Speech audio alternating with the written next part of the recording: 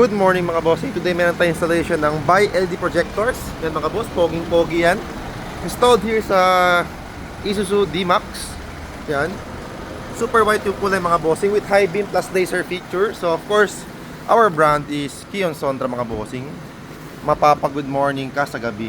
So ito yung sinasabi namin mga bossing, brighter lights for a safer drive. So ngayon mga bossing, test natin yung Highbeam. Sumasabay sa headlight. Yan. So on natin si Highbeam headlights, all in. So ito yung magiging output niya. Meron niyang laser cut off. Yan mga boss. So poging-pogi siya. Actually mas malakas pa si bi-LED ngayon compare sa headlight.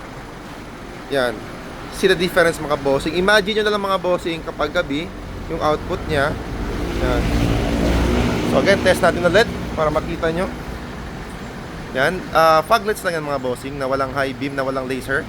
So pag i-high beam natin si headlight, sasabay lahat-lahat. Yan. So, ganyan mga bossing, we are here located sa Bara, Opol, Misamis Oriental. Hindi pa kami nakapag grand opening, but we are already operational sa ating CDO branch. Kahit pa paano. So, dun mga bossing is ang Shell gasoline station. Dito naman sa kabila is Petron.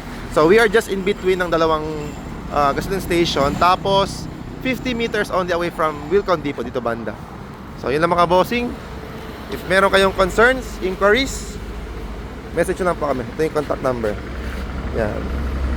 Open tayo Monday to Sundays mga boss. Even kahit gabi, because we are already staying here for temporary. So nakakapag-install kami kahit gabi minsan.